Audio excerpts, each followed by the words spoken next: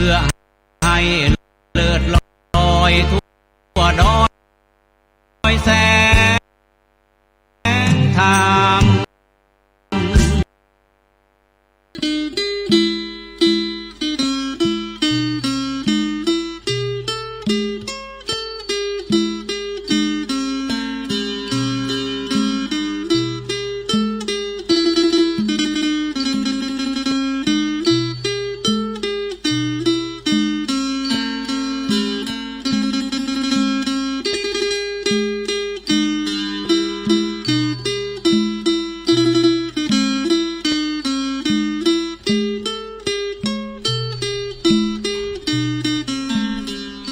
ขอความ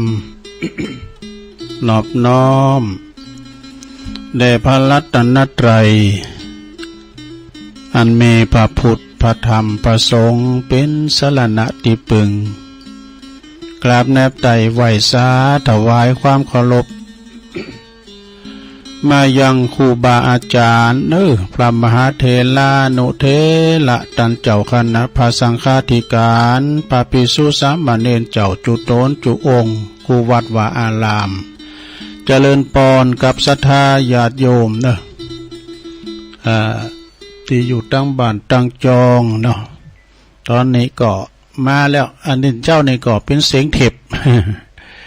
ประเดี๋ยวนี้ก็มาเป็นโตจริงละมาเป็นโตเป็น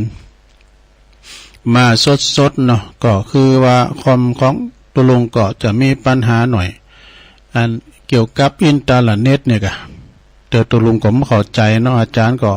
โทรมาบอกแป้งอย่างอันอย่างอี้ก็เดี๋ยวนี้ก็เสียงก็จะดังออกวิทยุแล้วจ้ะก็เสียเวลาไปก็จัดหลายนาทีอยู่เกือบชั่วโมงสถาก่อนเป็นยังมาจะดีกว่าไม่มา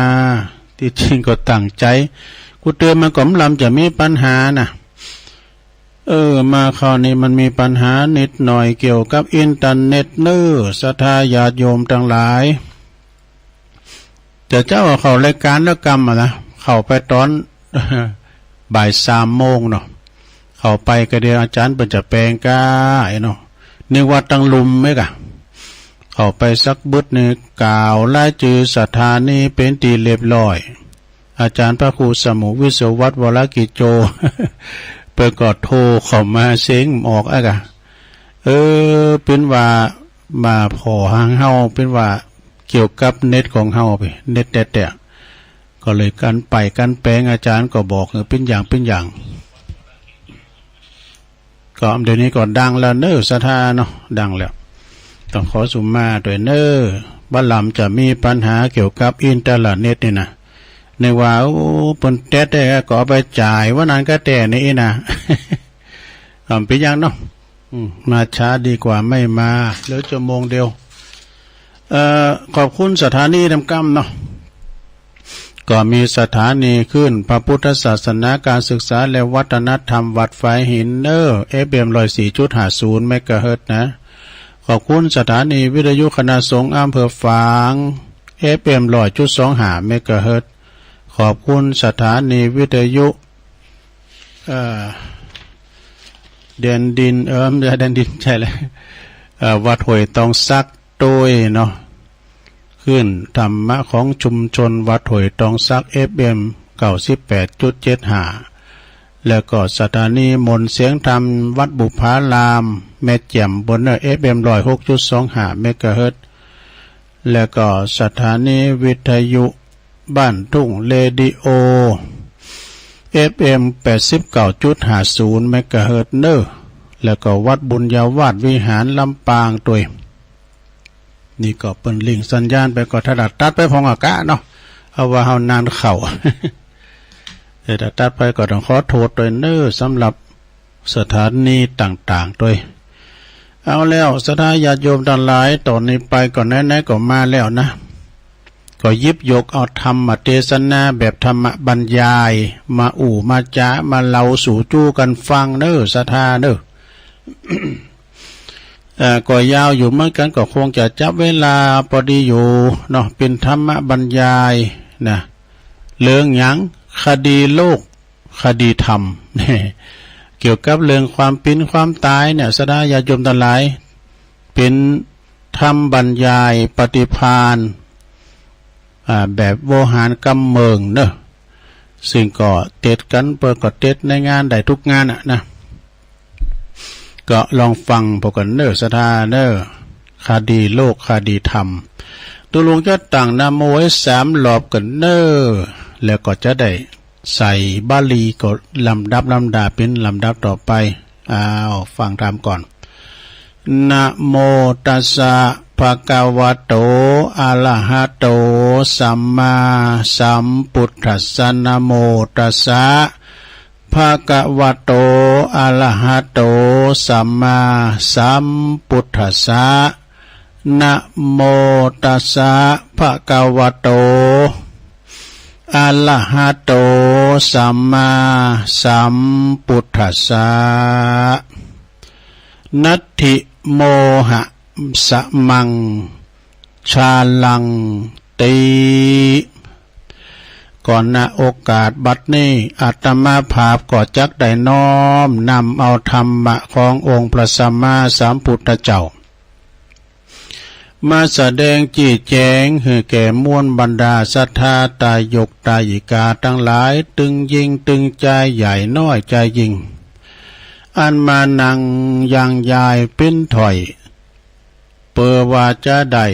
คอยฟังสดับและฟังพระสัทธรรมเทศนานะแล้วก็เพิ่มพูนสติปัญญาเป็นบ่อเกิดแห่งบุญกุศลเนอะโดยเฉพาะยิงอย่างยิงเนี่ยเจ้าปุตของเฮาเนี่ยทุกท่านเนี่ยต่างก่อนน้อมกายวาจา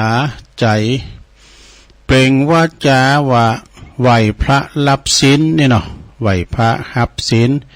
แล้วก็กราบลง3 ครั้งนึกอยู่ในใจว่าพุทโธเมนาโถนี่ขอถึงซึ่งพระพุทธเจ้าปินติปึงกราบที่2ก็ธัมโมเมนาโถขอถึงพระธรรมปินติปึงแล้วก็กราบ3สังโฆเมนาโถขอถึงพระสงฆ์ปินติปึงเพราะว่าจะประกอบพิธีกรรมอันใดอันหนึ่งก็ดีแต่หัวใจของการทำบุญที่แท้จริงนั้นจะขาดเทบ่ได้ก็คือก็จะมีการฟังเทศนาธรรมเนอะโดยก็ไปนิมนต์พระสงฆ์องค์สังฆเจ้ามาเทศนาขาดวัตถุสิ่งอื่นยังพอทำเนาแต่ห้อมขาดการฟังฟังธรรมไหวพระหับศีลนี่นะเนาะฉะนั้นการทำบุญทำกุศลกุสิ่งกุอย่างจะสมบูรณ์ได้ก็จะเกิดพละอานิสงส์แต่จริงนั้นก็คือการฟังฟังธรรมเนี่ยเนอะสถาเนอะการฟังฟังธรรมก็คือเป็นคำสั่งสอนขององค์บวรสัมมาสัมพุทธเจ้าเป็นสิ่งที่เฮาเคารพบูชาสูงสุดเนอะแม่พระพุทธเจ้าก็เคารพพระธรรมนะเคารพพระธรรมอันคุณเฮาเนี่ยก็เคารพกราบไหว้เป็นโตแทนพระพุทธเจ้าแม่เปิ้นปรินิพพานไปนานแล้วนะสัทธัมโมคาลุกาตโพควรเคารพพระสัทธรรมนะมนุษย์ปุถุชนสามัญชนคนธรรมดานะอย่างเฮาต่านทั้งหลายพระพุทธเจ้าเปิ้นตรัสว่าเฮาก็เป็นสัตวโลกนะสัตวโลกคือผู้ของอยู่ติดอยู่ในโลกแห่งวัฏสงสารนี่หรอแห่งวัฏสงสารเหมือนฝูงนกตีติดอยู่ในข่ายของนายพรานนายพรานนี่เปิ้นดักไว้หาทางออกตั้งใดก็บ่ได้นะก็เปรียบเหมือนคุณเฮาเนี่ยถูกกิเลสยึดไว้นี่นะกิเลสนี่มันจะยึดไว้อวิชชาความบ่ฮู้ มืดมิดปิดบังปัญญาไว้ก็ได้แก่โลภะโทสะโมหะเนี่ยตัณหาสามเหง่า โลภโกรธหลงเนี่ยนะ เปิดว่ามันเป็นตัณหาสามเหง่าการฟังเทศน์นะก็บ่ใจว่าเปงปิ้นพิธีอย่างเข้าใจกัน โดยเฉพาะก่อนนิมนต์ตุเจ้ามาเทศนาในงานศพก็ดีส่วนมาคุณตีเปิ้นมาลมงานทั้งหนุ่มทั้งสาวคุณเฒ่าคุณแก่ทะลามแล้วแถวเฒ่าไอ้นะเนาะก็บ่ใครเข้ามาฟังกันแต่ว่าบ่มีสมาธิบ่มีความตั้งใจฟังมีความฉันทะความพอใจมีน้อยว่าเพิ่นว่านะจะเก็บธรรมสาระในเรื่องเนื้อหาสาที่สำคัญข้อคิดคติธรรมที่ตุเจ้าตุนนั้นเปิ้นมาเทศท่านพระครูเปิ้นมาเทศนี่นะท่านมหาเปิ้นมาเทศเนาะบ่เอากรรมเทศนะมาปิดจารณานะก็จะไม่น้อยเมื่อว่าปิ้นเจเนแล้วความเข้าใจในนำธรรมคำสั่งคำสอนก็บ่ลึกซึ้ง ก็บ่ลึกซึ้งสักต่อใดนะฟังธรรมมหาวิบาก100 ครั้งพันครั้งนะก็บางคนนะก็ยังบ่สะดุ้งหดโหโกบาปคำว่ากุศลนะก็คือกุศลจึง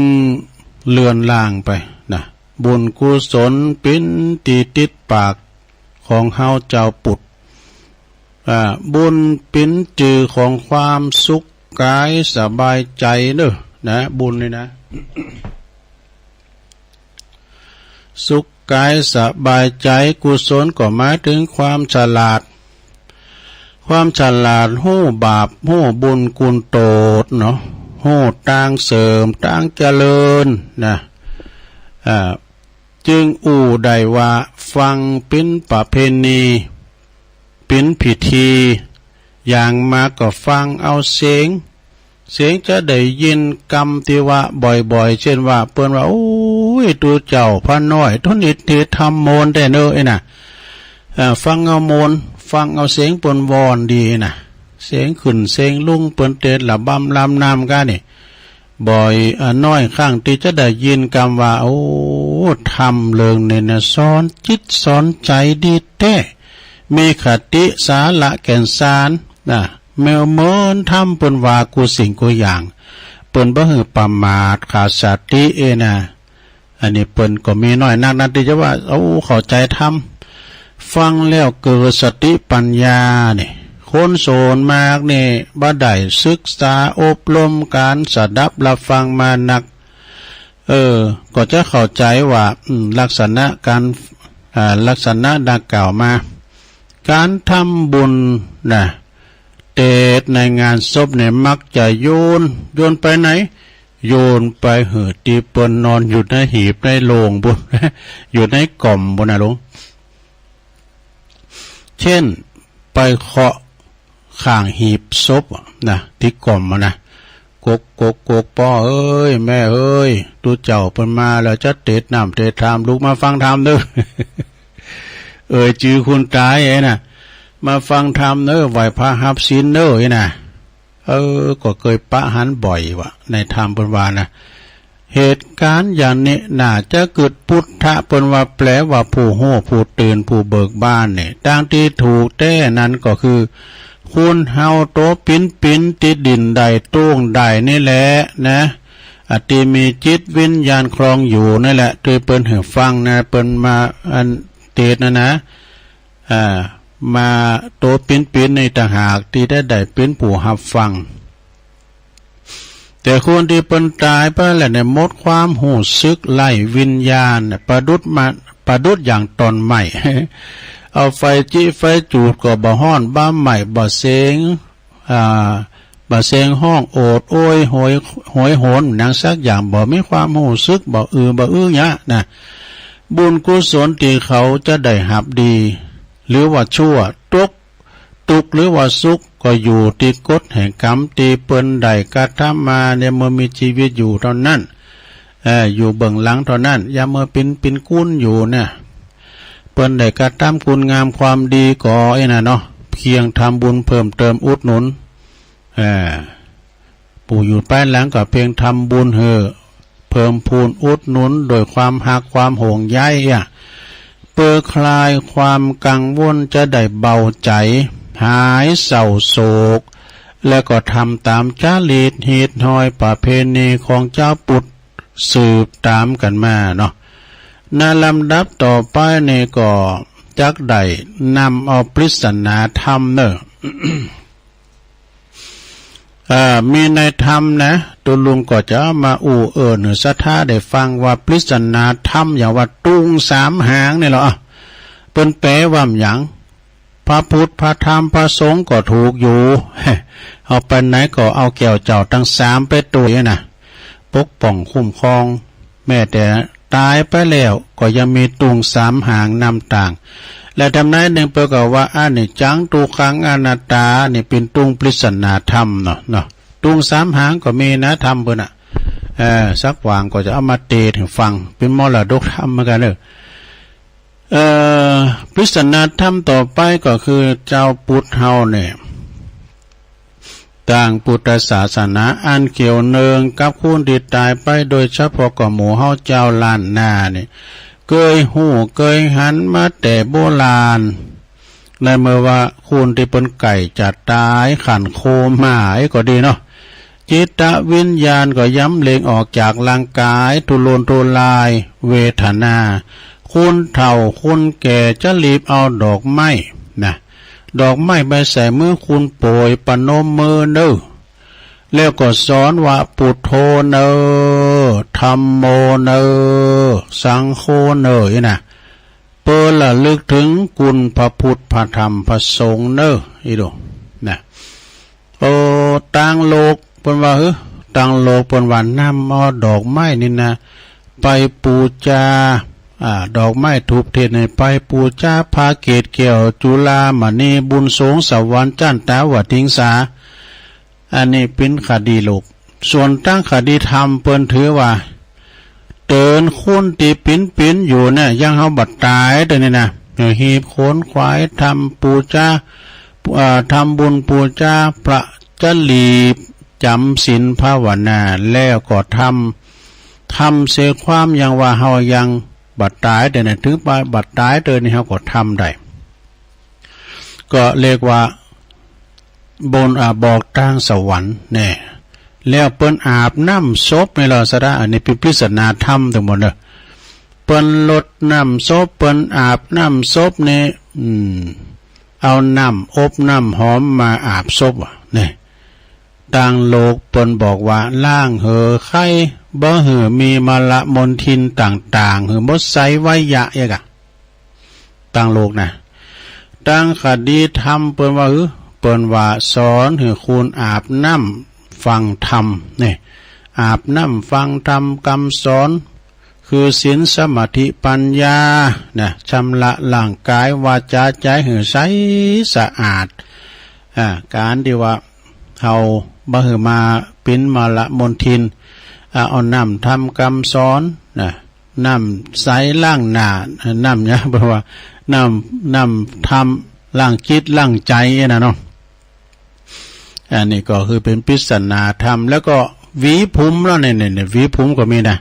ถ้าวีภูมิไปตั้งหน้ากึ่งหนึ่งแล้วก็ไปตั้งหลังกึ่งหนึ่งเนี่ยโอ้วีตัดกลางโหตรงนี้ตั้งโลกเปิ้นถือว่าวีคุณตายกึ่งหนึ่งแล้วก็ผีคุณตายกึ่งหนึ่งเนี่ยกะแล้วก็ฮักวีนั้นควางให้ว่าเอาทิ้งไปต่างคดีธรรมเปิ้นว่าโหว่าเกิดกับตายเนี่ยมันเป็นของกูกันหลีกนี้บ่ป้นเนาะตายกับปิ้นเนี่ยนะมันเป็นเกิดกับตายเนี่ยมันเหมือนมันเป็นกูกันนะ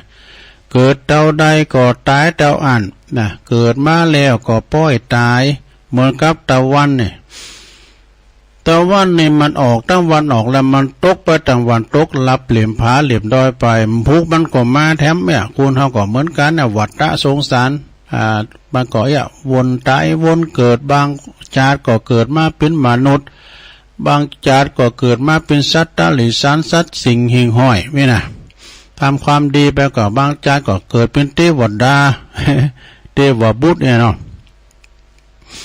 แล้วก็การนุ่งผ้าศพหรอนี่เปิดมีหมดนะ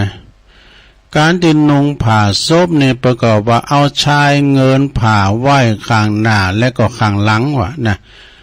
ต่างโลกเปิ้นถือว่านุ่งของผีตายกึ่งหนึ่งคุณปิ้นกึ่งหนึ่งเนี่ยแล้วก็ห่อผ้าขาวธรรมะสอนหือมีสุจริตกายวาจาใจเนอะนะปริศนาธรรมนะหลวงนะ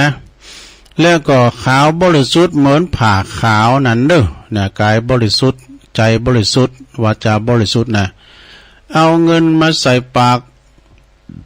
ของคุณตายเนี่ย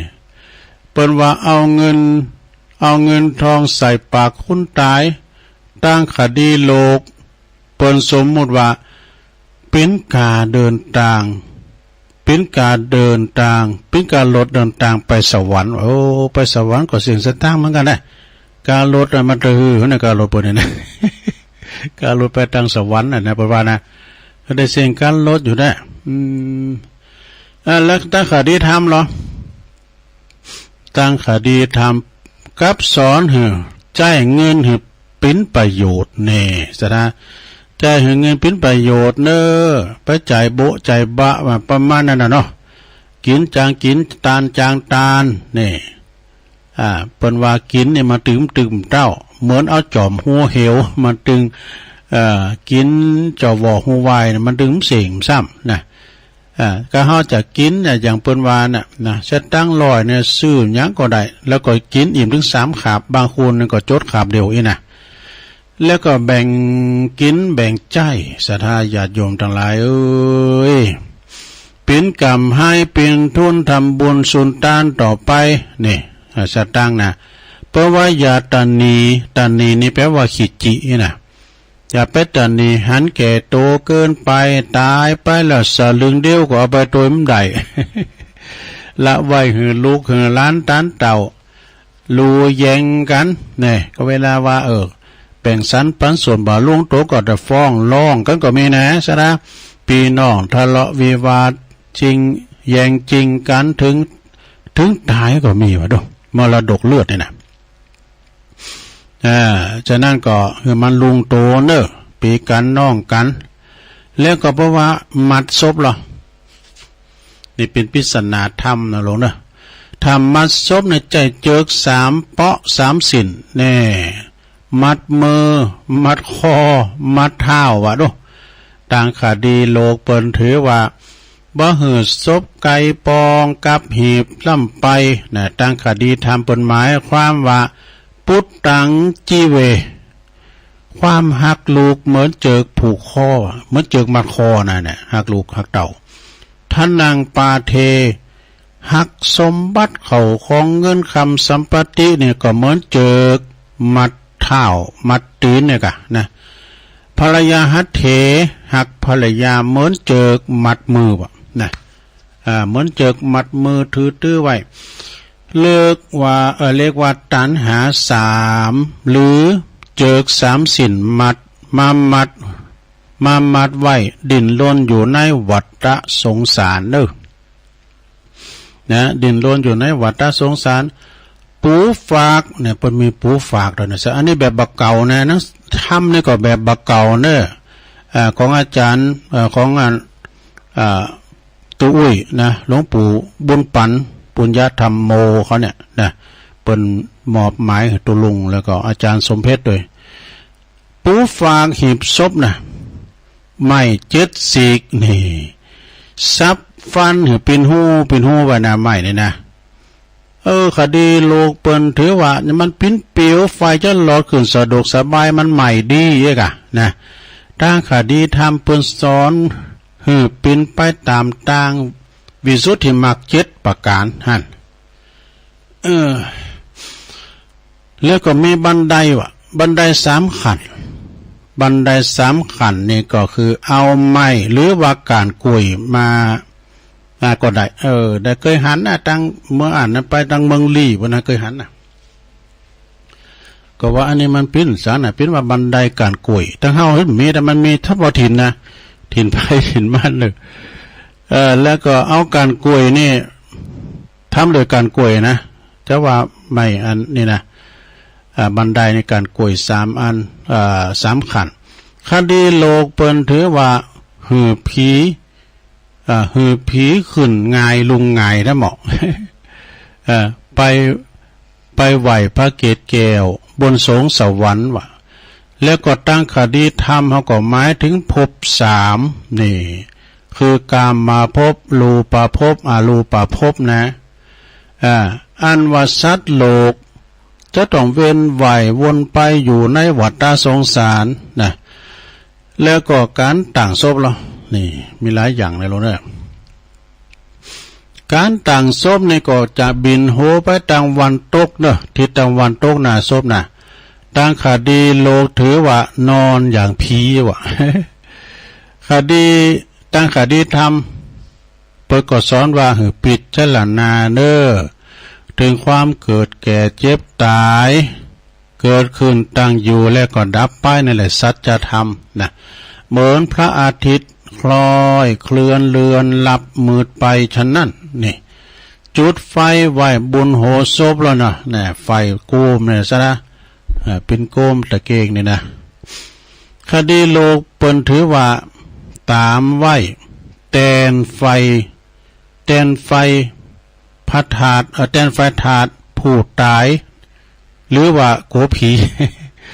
หนึ่งในทาสีเนาะไฟนี่นะ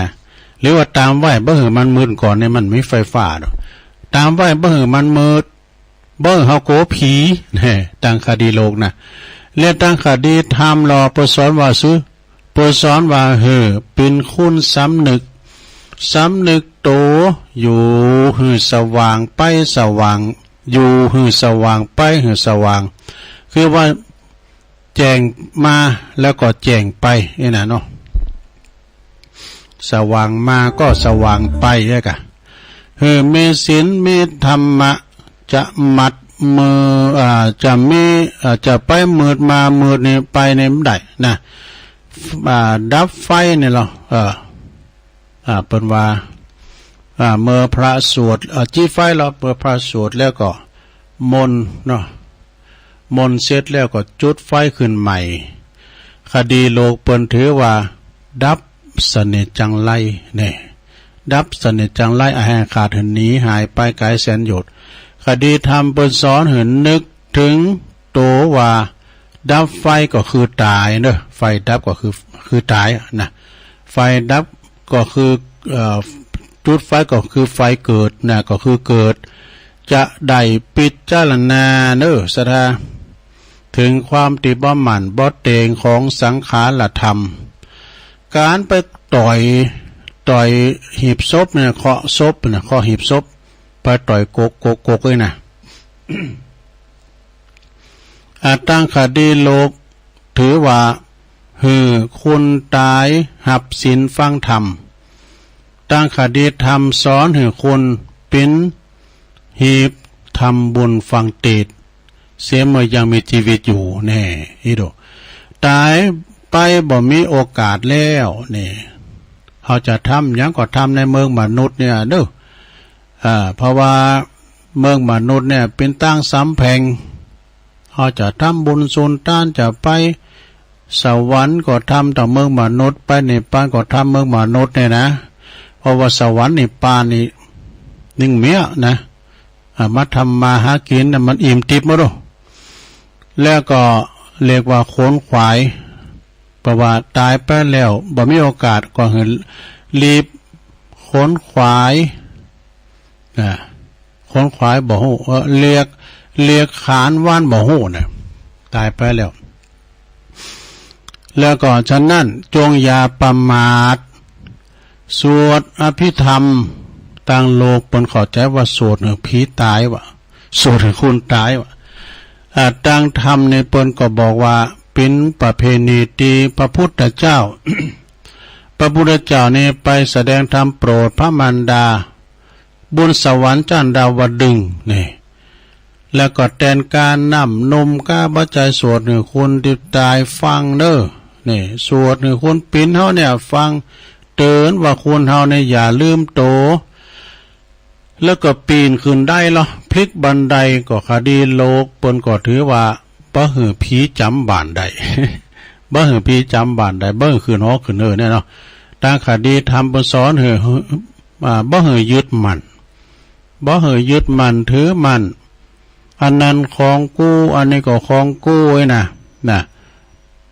แต่ที่จริงแล้วมันเป็นของบ่แน่นอนเป็นของที่ว่าสมมุติขึ้นในโลกนี้เท่านั้นนะบ้านเกยอยู่อู่เกยนอนหมอนเกยหนุนจะต้องปัดพลากมีพบมีพลากมีจากมีเจอเปิ้นละจูงศพนี่หรอนุ่งขาวห่มขาวคดีโลเปิ้นก็ถือว่ามีหน้ามีตาไอ้วะตางคดีทำเปิ้นก็ถือว่าลูกหลานบวชจูงพ่อแม่ป้นนรกแล้วก็สอนให้มีศีลทำจิตใจขาวใสสะอาดเด้อแต่บางทีบางแห่งนี่เคยหันเนาะซะนะจ้างลูกหลานโบสถ์ก็มีนะละอ่อนมาขได้สตังค์เนาะมันก็โบสถ์นี้จ้างลูกหลานนะโบสถ์จูงปออุ้ยปอลงไม่ลงเนี่ยมีนะแล้วก็เวน3รอบนี่หรอปาทักษิณ3รอบต่างคดีโลกเปิ้นว่าขอขมาศพเน้อขอขมาศพต่างธรรมเปิ้นหมายถึงต่างธรรมนะเปิ้นหมายถึงวัฏจักรหมุนเวนกิเลสหมุนไปหากรรมหมุนไปหาวิบากบ่สิ้นสุดสักเตอถ้าล้างหน้าศพเหรอเอาน้ำบะเป้าล้างให้ใสสะอาดเหมือนน้ำบะเป้าต่างธรรมเปิ้นสอนให้มีสุจริตธรรมน่ะโลกเด้อกายวาจาใจให้ใสสะอาดและเปิ้นหวานข้าวสารด้วยว่ะเอาข้าวสารพุยด้วยนะวนรอบนี่นะ3รอบนี่นะตั้งคดีโลกตั้งโลกเปิ้นถือว่าผีตายลุงมาเก็บกินข้าว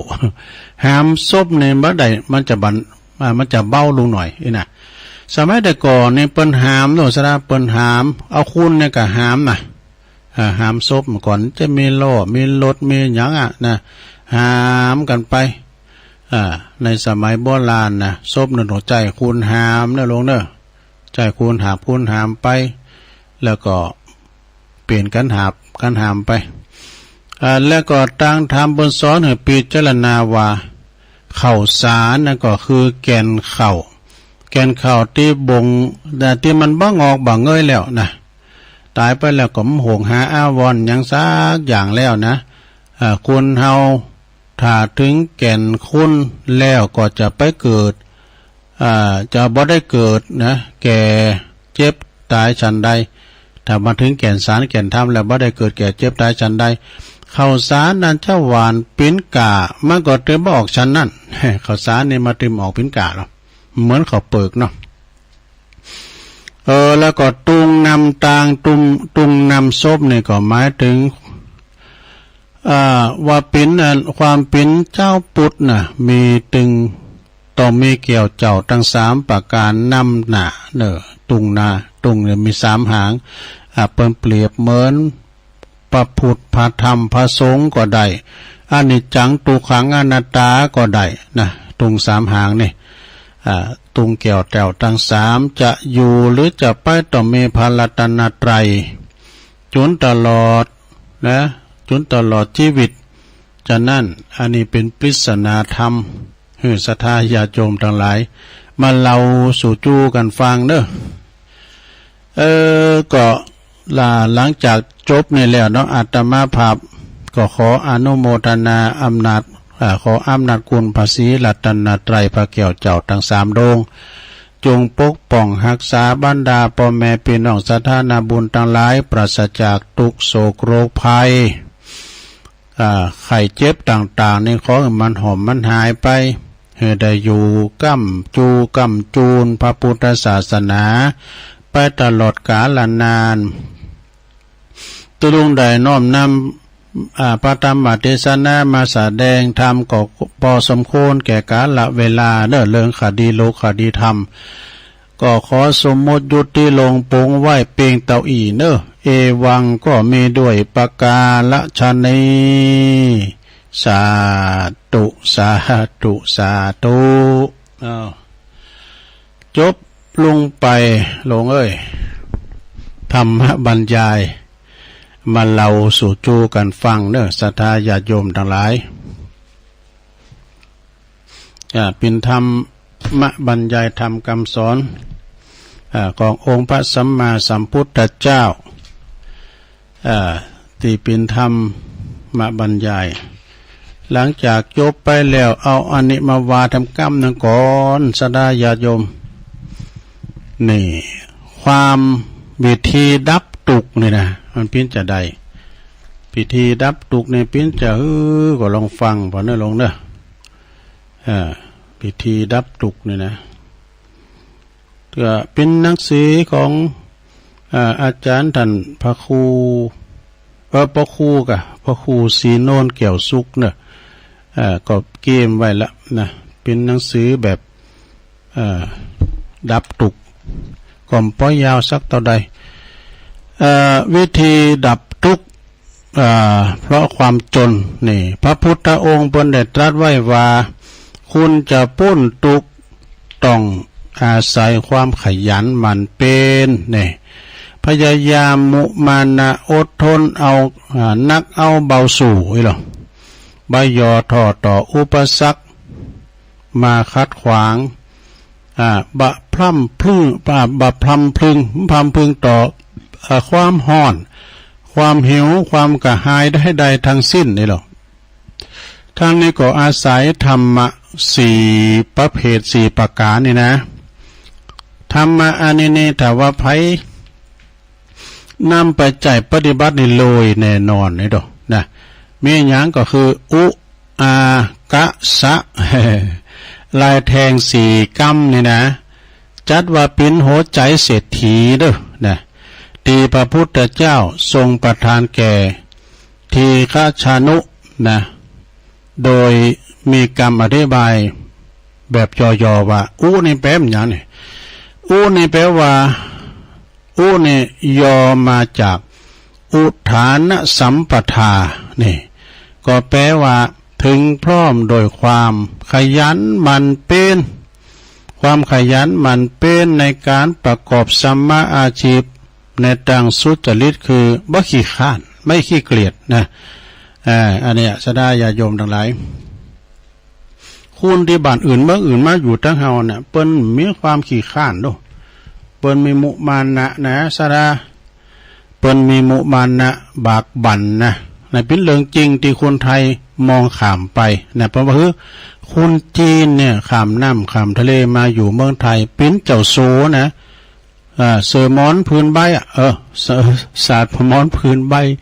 ข้ามน้ำข้ามทะเลมก่อนในโรหาบเต่าห้อยขายหาบซ่อซื้ออันอย่างก็ซื้อโขดมาขายเอาคอก็โอ้ลำรวยมาจุดพิเจ้าโซล้านทองแต่ละล้านนี่เป็นของเจ้าโซมโนสดาเนาะนี่เป็นของคุณจีนนะแล้วก็คุณลาวเหรอคุณลาวมาเมืองไทยนี่เงินเหลือสูงบานเนี่ยเงินเฮามันแปลงเหลือเงินเปิดนะเอาเงินเหลือสูงบานแปลงหอแปลงเฮือเนี่ยเปิดมาคูดทองบ้านเฮาเมืองเฮานะแล้วก็พี่น้องตั้งพม่าเหรอมาเมืองไทยเป็นอย่างโอ้เป็นเจ้าของแผงในตลาดเนี่ยเนาะพี่น้องไตเนี่ยเหมือนกันอาสาญาโยมอะไรปูดโตฝีมือเปิ้นดีเปิ้นคักเปิ้นหมันเนอะแปลงหอยอเฮินสาปูนก้าเปิ้นแมนหมดอะนะเปิ้นมีความขยันหมั่นเป็นนะแล้วก็คนมาเลเซียเหรอคนมาเลมาอยู่เมืองไทยเปิดร้านอาหารไต่นี่เปิดร้านอาหารไต่คนไทย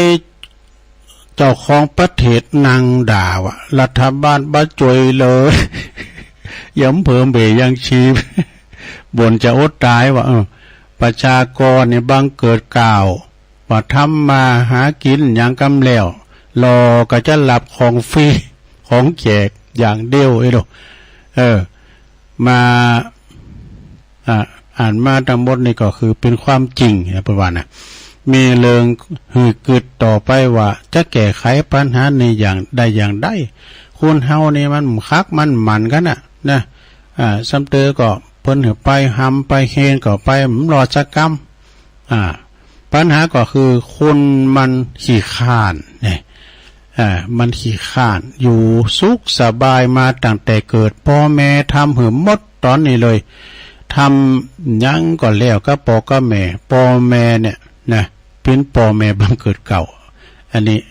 ต่างบรรจงกันทวงวานะได้กันเนาะคุณบ้านเปิ้นเมืองเปิ้นเนี่ยมาทำมาหากินบ้านเฮาเมืองเฮานี่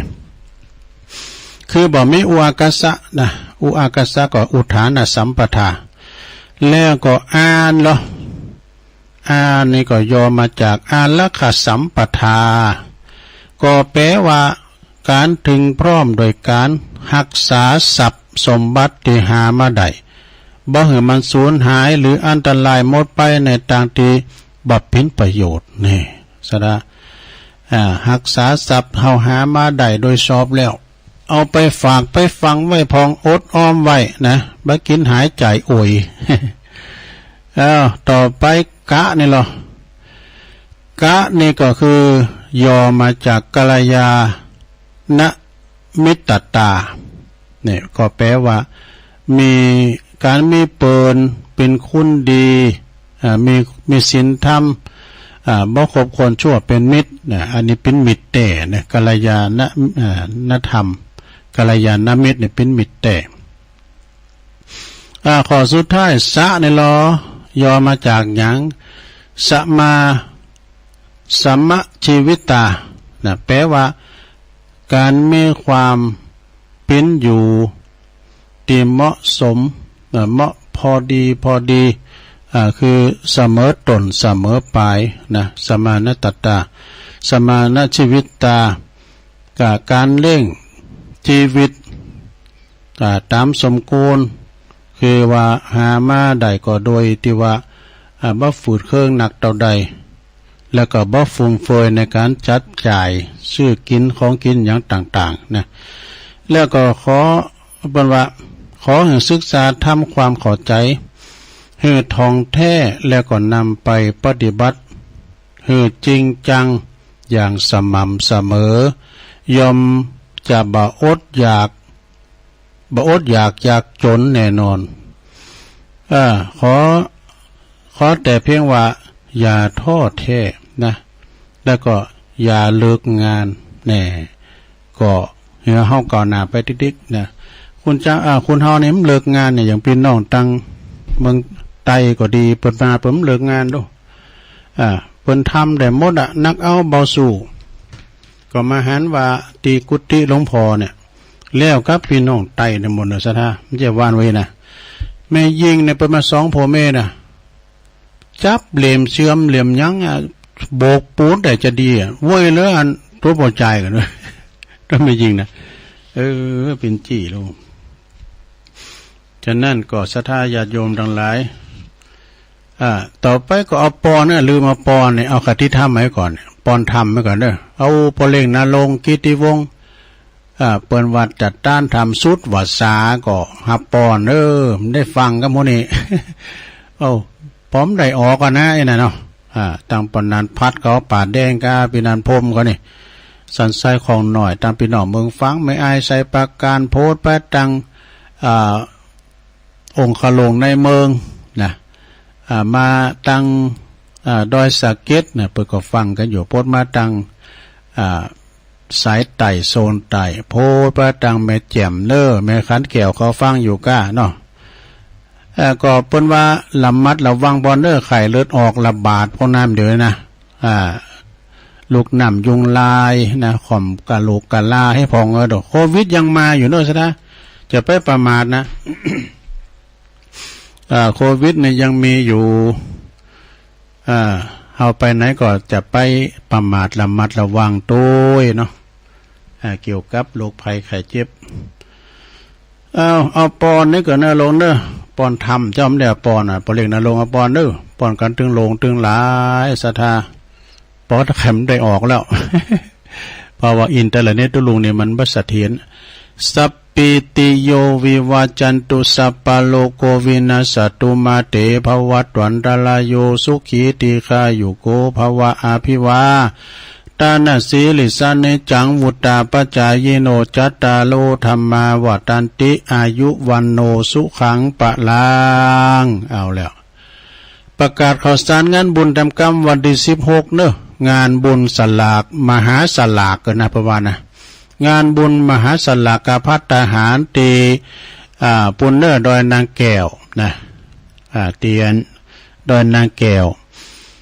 เปิ้นก็จะมีวันที่16เนอะลูกนี่ไปทำกี่วันละนะก็ไปกินแป้ตานกันในวันที่16เปิ้นก็ว่าเอาตัวสั่งไปสัก2แก่นแล้วก็เอาไปเกณฑ์พัทธาได้แก่นหนึ่งออกเบอร์ให้แก่นหนึ่งจะไปปักยอดปักปลายแฮมตุ่น2ตุ่นก็เชิญกันได้เด้อฟังเทศฟังธรรมอานิสงส์สลากพัดตุเจ้าไม่เป็น100ปลายเบอร์เกือบ200นะสดานะเราจะเอาบัตรเอาเบอร์หยังก้านี่ก็เชิญกันได้สดาเด้อวันที่16ที่ดอยนางแก้วก็ครูบาอาจารย์ถึง2อำเภอหลายอยู่ที่เปิ้นจะไปลมทำบุญก็มีสลากโจกโดยนะศรัทธาก็ไปตุลุงก็จะเอาสลากไปโดยนะไปกินแป้ตานโดยไม่ใช่ว่าไปหับอย่างเดียวก็ไปตานโดยทำงานหนึ่งก็โซนไต่ประกาศให้หลวงปอหน่อยเด้อวันที่22นี่ก็เดินเนี่ยนะกันยายนนี่ต่างวัดพุทธนิมิตนี่เพิ่นก็จะมีงานจะร้องอายุวัฒนมงคลของหลวงพ่อท่านพระครูอินทยานะลังสีหลวงปู่ครูบาเฮาก็เจริญอายุมาได้84ปีแล้วศรัทธาฉะนั้นทรงเจ้าก็จะมีการสืบจัตตาหลงสืบโพราจัตตาหลงให้หลวงปู่โดยนะแล้วก็เปิ้นจะตอดผ้าป่าสร้างหอไตรหอธรรมเปิ้นได้ขึ้นได้สร้างมาแล้วภาคตอนบ่ายนี้เปิ้นก็จะมีการทำบุญทักษิณาอุทิศกัลปนาผลให้กับครูบาอาจารย์ต่างบุรพาชนบุรพาจารย์นะอดีตปนหน่อยปนนานก็ดีฉะนั้นก็ไปกินแป้ตานได้ไปแสดงมุติตาจิตกันในวันที่22กันยาที่วัดพุทธนิมิตนะวัดพุทธนิมิตตำบลศพเตี้ยอำเภอจอมทองตัวลุงก็จะประกาศไปถึงวันตอนเจ้าเนี่ยจะประกาศโลมหมดแต่ว่าตอนมื้อแรกนี่อาศัยว่าทรงโซนไต่นี่มันสูงไปต่างปุ่นต่างปุ่นไปฟังกันก็หลายอยู่สูงไปต่างจอมทองวันนั้นตัวลุงไปวัดห้วยสะแพทเอาวิทยุไปโดยฟังซักเจนจะดีนะวัดห้วยตองซักอยู่ห้วยสะแพทอำเภอฮอดปุนาจัดไก่ฮับได้จะดีตัวลุงจะตักต่างลายอุ้ยสาวคุ้มตะวันฟังอยู่โอ้พระครูน่าลงนี่รัชทินนามเป็นพระครูสุวิธานันทกิจเนี่ยอันนี้ก็เป็นพระครูอยู่วัดทุ่งพึ่งตำบลอำเภอทุ่งช้างจังหวัดน่านพุ่นเนาะคุณแม่กันดาศรีเนตรก็ฟังอยู่แล้วก็นวลนิชวชาติแม่นวลนิชวชาติได้ฟังอยู่ชัดเจนดีแล้วก็มีแม่ครูเกษณีฟังอยู่แม่ศิรินทิพย์บุญเลิศก็ฟังอยู่ตั้งกรุงเทพถ้าฟังกำก่อนพินเทพตัวลุงก็พยายามอาจารย์ประครูก็บอกอาจารย์นิพนธ์อาจารย์นิพนธ์ก็จากวัดพระธาตุดอยสะเก็ดวันที่12ก็จะมีงานอาจารย์ก่อนโร่งทำงานนักได้ยินข่าวว่าไม่กุนติ้งศาลาที่เปิ้นพักกุฏิเปิ้นเอาถดักความเสียหายเหมือนกันศิวิไลฟังอยู่แม่สมพัฒน์นี่ก็ฟังอยู่แม่สมพัฒน์นี่ก็แม่ย่อยสันทรายกันอันนี้ก็ตักตายมาตั้งลายศรัทธาญาติโยมลายตั้งเจ้านี่ตอนมะแรงนี่เนี่ยเพราะมีลายสายก่อมเพราะมีหนักมันเหมือนเจ้าเหมือนคืนแต่คืนเจ้านี่ลายอยู่ ตอนนี้ไปก็จะได้เปิดสายนะรอบเดียวจุนออกรายการจบรายการเนาะ วันนี้ต้องขออภัยเนอะมันก็มันเคยลำจะมีนะสเตก็ตุลุงฉลาดใจเกี่ยวกับอินเทอร์เน็ตเนาะมันนั้นสเตก็หมุนจนมาก้านะก็ขออภัยโดยเดี๋ยวเข้าสักชั่วโมงปลายสักน้อยเนี่ยเนาะละ0899556506โทรเข้ามาเด้อเจริญปอนภาษาเจ้าตัวลุงแม่พิมพ์ประเดชแม่พิมพ์ประเดชเนาะฟังอยู่ที่อันยุทธกรรมเนาะดังที่บอกไปนะกะชักดีเด้อขอบคุณแม่พิมพ์เด้อสาธุวันนี้นี่คุกคักเพิ่นน่ะต้องขออภัยกับปออกศรัทธาด้วยเด้อเจริญปอนกาภาษาเจ้าตัวลุงแม่สมผัดเนาะเจ้าฟังเจ้าเลยเจ้าแม่ย่อยสันซ้ายชัดเจนดีเนอะตัวลุงผมมาตกจ้ะฟ้าห้องกันหนึ่งยินดีเนอะเจ้าเป็นกำลังใจในเจ้าตูกาภาษาเจ้า0899556506เจริญปอนเจ้าไว้สัตว์เจ้าท่านนานยังแม่ฟังอยู่แน่แม่จันสีสุขาเนาะเจ้ายินดีอยู่เด้อแจงหัวลินเจ้ายินดีแม่หลายๆเด้อเจ้าไว้สัตว์เจ้าฟังมาละเจริญปอนแม่สาเจ้าแม่สีพันธุ์ตาแก้วป่าแม่แดงดอยสะเก็ดนะเจ้าตุ้ลุงฝนตกก็เจ้าดีเนอะมีฝนเจ้าโอ้วันนี้ตกอย่างกับฟ้ารั่วกิ่งบริต้นบริไม้เจ้าคัดไปสองต้นก่อนเดียจุมเย็นแม่เนออนุโมทนามันก็มีลุมพองเจริญปอนพระอาจารย์เจ้าต้องอยู่โอ้ยายพรตกก็บ้านว่าอาจารย์โอ้บอกมาเลยเนี่ยมิดตกแหละมีกรรมอ้วนดูนะกะ2 คุณ 3 คุณก็ว่ามันนี่แม่ยายพรร้องโวแดงตกยังไงตกแล้วก็ดีแล้วเจริญปอนไม่จ่ายแก้วฟังอยู่เด้ออันนี้ตั้งได้รายงานตัวอยู่ลำปางเจ้าแม่คำปานบุญธรรมอยู่ลำปางเจ้าคำปานบุญธรรมเนาะเจ้าคนตัวก็เจ้าโอ้3 คุณแล้ววางเหมือนกันอ่ะบอกพวกกูเตือเจริญปอนเนอ0899556506เจริญปอนมาอยู่เจ้าแม่ยังจ้าแม่สีพันแม่เจ้ายินดีเนอสาธุกำลังใจเนอหัวใจโตก็เนอเมื่อแล้วตกมาก็จุ่มเย็นดีเจริญปอนจ้าข้าสาจ้าสิลุงแม่สลินทิพย์ตำบลลอโตกับฝนน่ะมาชอบเจ้าเด็ดเต้นเลยตอนนี้ก็อันน่ะแดดมันจะตกเลยนะตกกับตกเหมือนน่ะมันจะมาอย่างกันฝนไหลจ้างนี่แต่กะตกแต่กำตกหายไปอย่างมันกลางได้เย็นได้อย่างเลยเจ้าเวลาตกตกแล้วก็ห้อนอยู่นี่แต่ก็ต้องลุงผมมาเจ้าหาตัวได้กับมาป้าตะเกียบเจ้าอันเนี่ยมันมีปัญหาทางเน็ตนะกะมาถามจ้างแอปกับบ่มีเปิดแอป2 รอบ 3 รอบกับบตีเกี่ยแต่เราไปถามในสีรานว่าตัวลุงออกกับจานวิทยุออกกับจานใจได้เมื่อ2 โมงถึงมาละแต่ตัวลุงมันฉลาดใจมันเน็ตมันใครเจ้าคณะชั่วหายกันนึกว่าผมมาแล้วอย่าบอกฟังแล้ววันนี้เปิดจับพอดียินดีแม่เด้อจ้ากันเลยจ้าเจ้า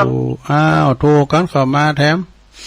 0899556506ขึ้นในคำเดียวเฮ้ยเดี๋ยวนี้สายห่างวางแล้วดูขึ้นในคำก่อนได้สายขึ้นคำก่อนเจริญปอนเจริญปอนติดแล้วเสียงเปลี่ยนกันเรื่องจ่อยกับภาษาเจ้าตุลุงแม่หยัง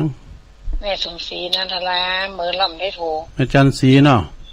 สมสมศรีนันทรามสมศรีนันทรามได้โทรมาจะฟังอยู่เนอะนันทรามมีฟังนะแม่เนาะ ฟังกูเปิดกู เมืองฟางเนาะฟาง เดี๋ยวยินดีแม่เนอแม่สมศรีเอามาเขียนประมาจันศรีวะแม่สมศรีนันทารามนันทารามทางสระปีนี่ก็มีเนอนันทารามนะศรีโพธารามก็ได้โซนไต่เขายังมาดันเนอตังเมืองตังเมดแจมก็ดีโทรเข้ามา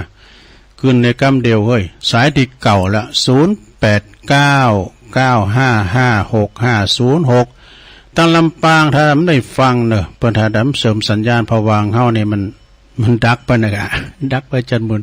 กำก่อนตุลุงเขารายการจะเดียนะเข้ารายการอาจารย์พระครูสมุวิศวะโทรมากะย่ำดังได้แล้วตุลุงนะเป็นว่าเน็ตเฮาบัดดีว่ะก็ออกฟรีกะอาจารย์พระครูก็บอกว่าปิดแล้วเปิดใหม่นะปิดคอมแล้วเปิดใหม่ขึ้นดังมาว่ะเสียงฟ้าห้องไกลเหมือนกันของตกดีตกงามเนาะตั้งใดกับทางบนตกตั้งดอยสักเก็ตก็มืดมาแล้วนะตอนนี้ตกไอ้กำเนาะเจริญปอนเจ้าภาษาเจ้าผู้รู้ไม่ขันแก้วปลาแดงไม่ให้เจ้าแม่ขันแก้วอะเจ้าปลาแดงแม่ต้องนักขนาดฝุ่นตกนักอะเจ้าอันแม่ขันแก้วก่อนบ้านนั้นปนนั้นพัดนะกันเนาะปนนั้นพัดเนี่ยเป็นจานวัดอะวัดปลาแดงเนาะเป็นกำลังใจเนอะตุลุงยินดียินดีหลายๆสาธุวันพุธก็ฟังสมณเณรเอาหลักแฮมปัญโยนันเจริญปอนนมัสการค่ะแม่อยู่ตั้งได้แม่อยู่ที่ดอยเสาหินเจ้าดอยยังก่อหิมดอยเสาหินเจ้าภาษาเจ้าหิมดอยเสาหินนี่เนาะสีบัวบานแม่ครูก็ว่าบอกชื่อแล้วดิแม่ครูเจ้าบ้านเจ้ากำลังใจอยู่ตัวลุงนะเจ้าดีหลายๆอันนี้ปูนเสาหินสีโบบานเนาะเจ้าเป็นกำลังใจอยู่เด้อวันที่15นี่เมื่อกี้สลากนะฟังอาจารย์มหาบรรวาละไกลๆมาประกาศเหี่ยมคำเจ้าเป็นพระเจ้าอนุโมทนาสาธุยินดีสาธุแม่ครูทองคำที่วงคำจากเสาหินสีโบบานลุมมาแล้วมาแดดมีอยู่นะแต่ลุมนี่มาแล้วเจริญปอน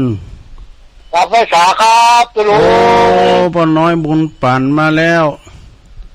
ผมได้ฟังตุลุงมาหลายจิตหลายจันหลายค้าหลายวันแล้วมันเมาครับกระท่อนกระเทินนี่แล้วเลยที่ช่วงละหมดละต้วงหาอยู่ด้วยกระท่อนบนหวานนี่กะนี่หมดละยิ่งต่างโทรหาเจ้าแล้วครับนี่หวานสบายดีน้องก็ตามมาตรภาพนะกะดีเจริญเน็ตมันเป็นยังไงจะร้อนดิมันอินเทอร์เน็ตมันหมุนจนๆนะกะมันลืมพอไปเป็นยังดีแล้วเนาะมาจ้าดีกว่าไม่มาขอบคุณสาธุลุงเนอะกำลังใจด้วยขอบคุณปอหน่อยนักๆจ้ะภาษาครับเปิ้นซันละวนกับอันนี้กะตื่นกระท้อนหน่วยเนี่ยบุตรต้นม่อมนี่เด้อหวานเจริญปอนเจริญปอนแม่อยู่ไหนครับเจ้าแม่บัวพันเนาะนุ่นเจ้าหูแจ๊กมอกเนี่ยนะใหญ่เด้อทำตับเตาชัดเจนเลยเด้อเจ้าวันนั้นก็ร้อยบุญปั่นต่ำบักคือไปเลี้ยงก่อนมีอยู่กะทำบักคือไปเจียวก็ของนั่นนะลำเดียวลำอาหารรักเนาะอาหารรักแต่เตียวของคุณเลยยินดีแม่โบพันทำตับเต้าเนอะนี่นะเจริญปอนทำตับเต้าก็ใส่ประการหมดเองค่ะตุลุงแม่คำพี่น้องไตแม่สุงค่าตุลุงมาแล้วโทรมาสักเตือนนี่โทรมาพร้อมกันเด้อเจ้าฝนตกดีตำบลน่ะมาตกหลายวันนะเจ้าเมื่อวันนี้ก็หลายวัน มันก็เป็นดีกระห้อนนะเนาะมันจะได้ยินฝ่าห้องไกลคำนะ มันมีฝืดว่ะ เป็นดีแม่คำหลายๆเด้อ เจ้า โอ้บุญรักษาสาธุสาธุหลวงพ่อประกอบติดพัดลมคุณในปัญหานี่จะหลายเด้อหลวงพ่อนะเป็นติดที่วิหารพระเจ้าละแข่งหงโคโดยเจริญปอนการนมัสการเจ้าสีโพธาเจ้าแม่สุกแก้วสีโพธารามล่ะฮะนันทารามมันมีเนี่ยสารปีก็มีนะเจ้านันทารามได้อันนี้สีโพธารามได้มันมีถึงนันทารามถึงสีโพธารามเจ้ามีถึง2อย่างได้เจ้าก็มีหลายนันทารามอยู่หลายซุปเปอร์เจ้าเจ้าดีกะสีโพธารามนี่อย่างนึงเนาะเจ้าบ้านปนั้นสายันเขาด้วยเจ้าอันนั้นตำบลนั้นอันอย่างก็ป่าบงกับกุหลาบเจ้าป่าบงศิลป์น่ะกันนะเจ้ายินดีแม่สุกแก้วเด้อเจ้านมัสการเจ้าเนี่ยก็ไอ้สุรเชษฐ์เด้กะป่าบงศิลป์น่ะโตนี่ตำรับเก่าได้แต่เนี่ยแห่นี่นะป่าบงศิลป์ก่อนนี่ฟ้าแฝดแต่ก่อนนี่ฟ้าแฝดดังนะเขาก็นี่กะป่าบงศิลป์เนี่ยนะแล้วเป็นคณะแห่ปื้นเมืองเดือนนี้ไม่ลายเด้อตั้งงานบกก้างศิลป์ก่อนเน็ตนะหลายตีแล้วตั้งเจริญปอนเจ้าทะลุโอ้ไม่สีท่อนะพอสะดุกน้องโบไปเจอลำไยมาเองเป็นยังไงโอ้ดีกะฝนตกก็ทะลุมันไม่ฝนฟ้าแดดแสนแหล่แล้วเดี๋ยวนี้นะตกมาละกรรมอ่ะเดี๋ยวมาทำไรเนี่ยจุ่มเย็นดีลุมมาแล้วเดี๋ยวนี้ได้กว่าทำแล้วบึ้งมากรรมเจ้าเจริญปอนอนุโมทนาเข้ามาใหม่เจริญปอนคอยกับเจ้าพี่ลุงตอนได้เจ้าวันนี้เทวดาหนักเด้อวันนี้นะแม่คือเราสักเกตเจ้าแม่อำไพกองลาดไม่อำไพเนาะกองลาดเนี่ยแม่คือดอยสะเก็ดเจ้าพี่ลุงวันที่16พี่ลุงมาหรอวันที่16ไปกะวัดพระศรีสองเมืองนะ15ก็ไปนอนกับพระครูก็ครูบาแดงก็ไปนอนหมดเจ้าอ้อยเขาหลายเจ้าฝนตกกับเจ้าพี่ลุงฝนก็กำลังห้องนะฝนฟ้าห้องอยู่นะใช่ตกอยู่เนอะฟ้าห้องชูฟ้าห้องไกลนะเราแดดอยู่เนิ่มเลยนะตอนนี้นะนี่คือมีลมเลยหรอนั่นก็บึ้งมากล้ามเนี่ยได้กวาดนั่นแล้วกันนะดูมันใบไม้ก็หลุนเว้ยนะจ้าเจ้าเนอะยินดีเนอะเจ้าสาธุตั้งปูนตั้งดอยสะเก็ดปูนพอฝนจะตกนี่นะตั้งสันทรายตอนนั้นก็ได้ฟังเนาะสันทรายสันกำแพงดอยสะเก็ดแล้วก็โพดไปตั้งกลางเวงเจียงใหม่โอ้สมควรเวลาแค่แห่เนาะวันนี้คุกคักเปิ้นสุมาอภัยเนอะสถานเนอะเกี่ยวกับเน็ตตุลุงนะ ก็จะโทนสายแม่ทิมป่าแดดมาเป็นสายแหลกแม่สมผัดแม่ย่อยสันทรายแม่จันสีสุขาแจงโหลินเนอะแม่สีพันป่าไม่แดงเนอะแล้วก็ยายพรร้องวัวแดงสันกำแพงเจียงใหม่แม่คำปันบุญธรรมแม่คำปันในลำปางกันฮะเนาะแม่ศรีพันธ์แม่โจ้แม่ศิรินทิพย์บุญเลิศจากกทมแม่สมศรีนันทารามฝางแม่ขันแก้วตัวแม่ขันแก้วป่าแดงตัวแม่อายบุญนะแม่อายฝางบุญพระดังแม่ฟองเดินได้ห้องศิษย์ฟังอยู่แม่ฟองครับแม่ครูทองคำที่วงคำเสาหินสีโบบานปน้อยบุญปั่นมโนคอนเสาหินเหมือนกันแต่เมืองฝางเปิ้นก็เก็บลูกผลหน่วยไม้เปิ้นก็เรียบร้อยแล้วนะยินดีกับปอหน่อยด้วยเด้อแม่บัวพันถ้ำตับเตาใจปาการเด้อแม่คำพี่น้องไตหมายสุงคาแม่สุกแก้วสีโพธารามนะแม่สีทอนหนองบัวใจปาการแม่อภัยกองลาดนะแม่คือดอยสะเก็ดได้17สายก็พอดีเนาะศรัทธาญาติโยมทั้งหลาย วันนี้คุกคักไปหน่อยตุลุงก็ต้องขอสุมาอาภัยครับพี่น้องศรัทธาญาติโยมมันก็บัลลัมจะเคยมีเนาะทางอาจารย์กันมีอาจารย์ผมได้ออกเปิ้นก็โทรมาปิดแล้วเปิดใหม่แล้วแป้งนั้นแป้งนี้แล้วมันก็ดีมาอาจารย์พระครูสมุวิศวะพอเทียบใส่แล้วนะก็น่าบุญเลยได้ออกอยู่ต้องขอบคุณถึง2ท่านเลยเด้อที่เปิ้นบอกตุลุงผมจะว่าเก่งค่อมนะเปิดกับปิดเนาะไม่ใช่ว่าจะเก่งเปิ้นก็โทรมาบอกไอ้อันเอี้ยมาก็ลุงก็ถ่ายเทปไปถึงเปิ้นถ่ายมือถือส่งไปเปิ้นเพราะว่าเปิดแล้วปิดใหม่กันก็คืนดีมาเนาะสถานเนาะเอาไว้ปักกันใหม่ในวันจันทร์หน้าเนื้อสถานเด้อผู้ก็ฟังติดตามฟังอาจารย์เน้นหลักเอาโดยนะเปิ้นจะมาเข้ารายการเวลาเดียวกันเนี่ยนะตัวลุงนำรายการจากลาสตาไปก่อนอยู่ดีมีสุขอายุมันควันยืนมีโจกมีใจเหมือนกันกูคนจัตตาโลธรรมาวัฏันติอายุวันโนสุขังปะลาง